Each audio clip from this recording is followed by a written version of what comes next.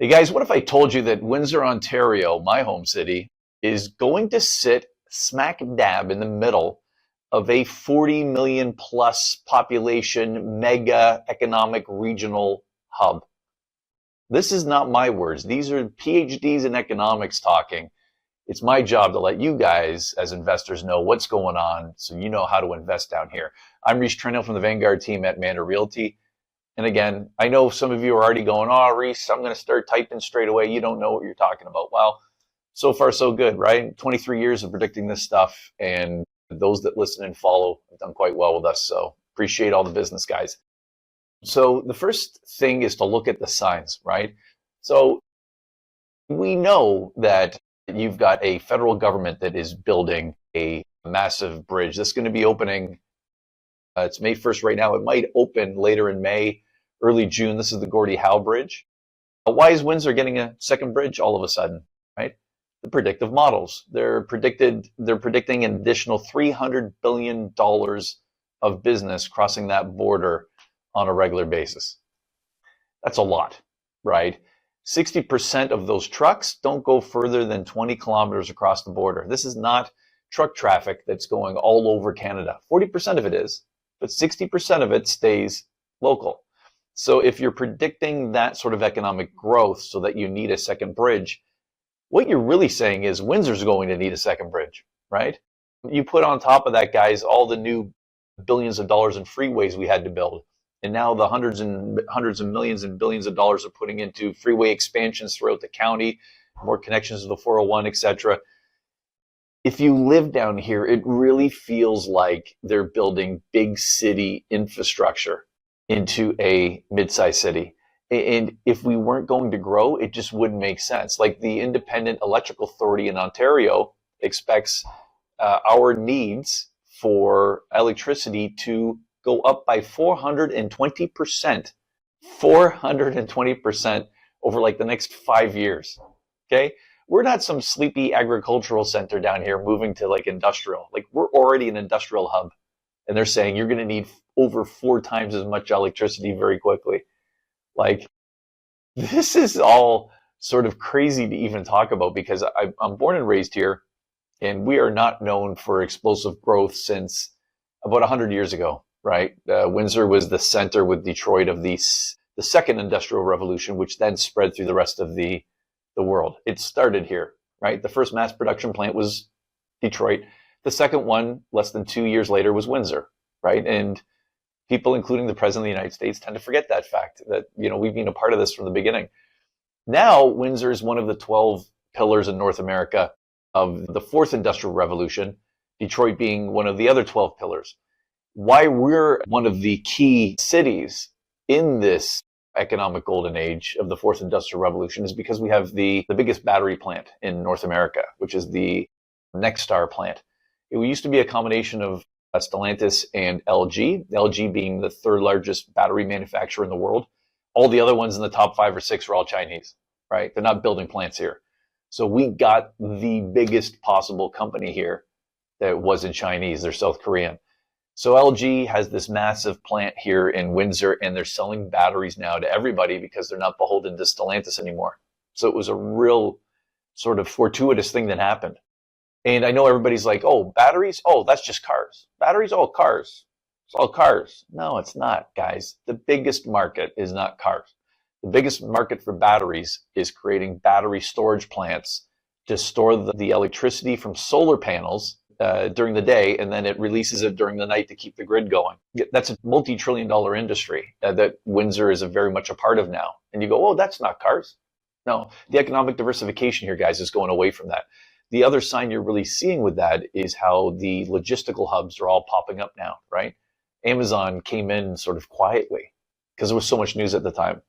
And they said, oh, we're going to build a 120,000 square foot, warehouse. Great. Well, before they even finished it, they said, yeah, we're doubling it.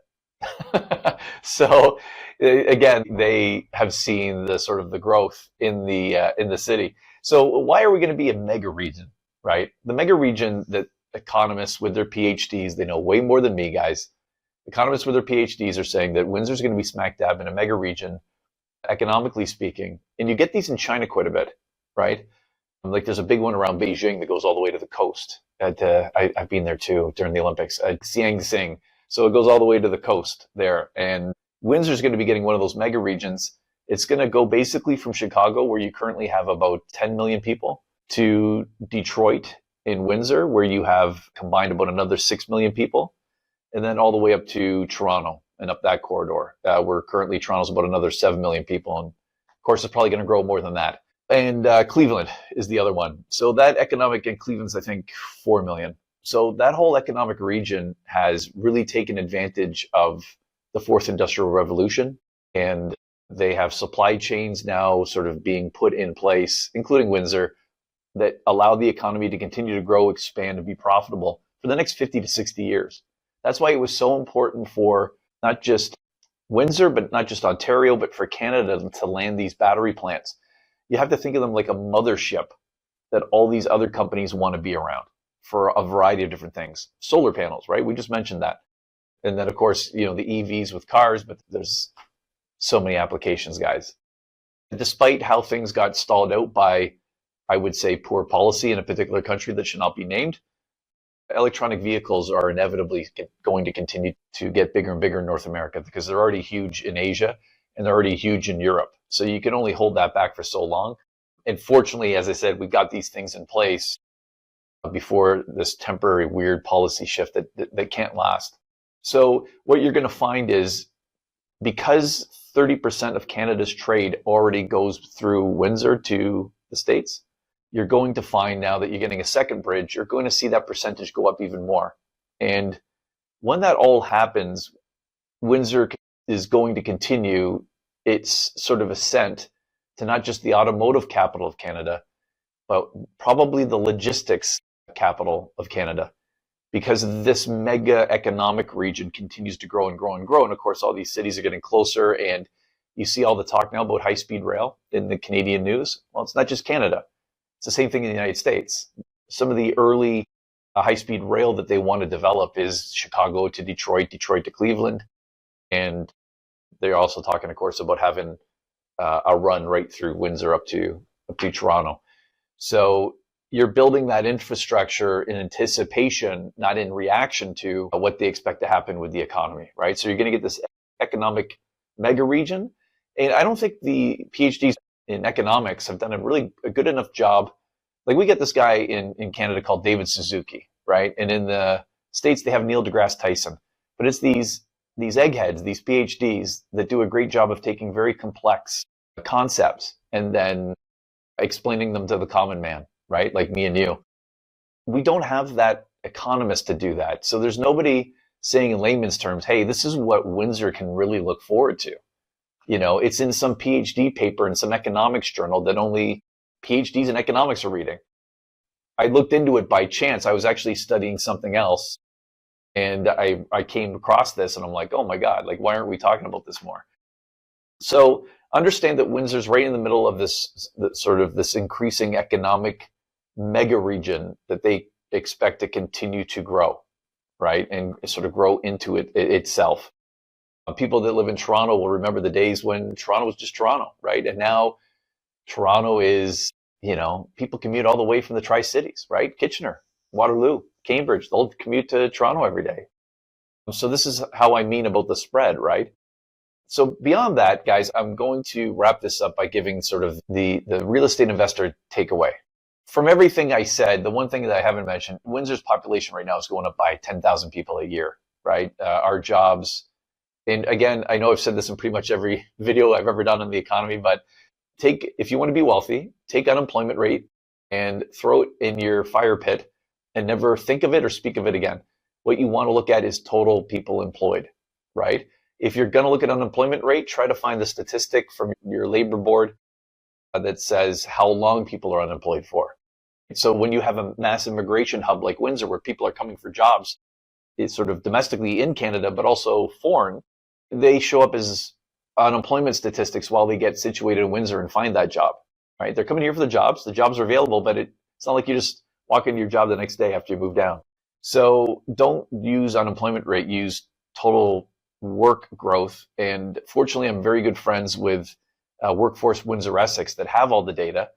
And they give me a lovely book. I'm going to do another video with some of the summary insight from that book. But essentially, you've gone from about 171,000 employees to 235,000 in a very short period of time. We're talking 2026. We're talking 6 years now.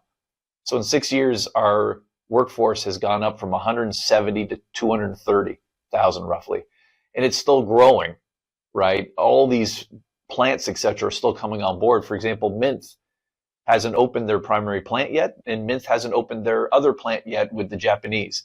Combined, that's another 1,700 high-skilled jobs and well-paying jobs. And that's just one company, right? There's tons of this going on down here, guys. So understand from a very simplistic takeaway for the investor. More jobs equals more people. More people means more rent demand.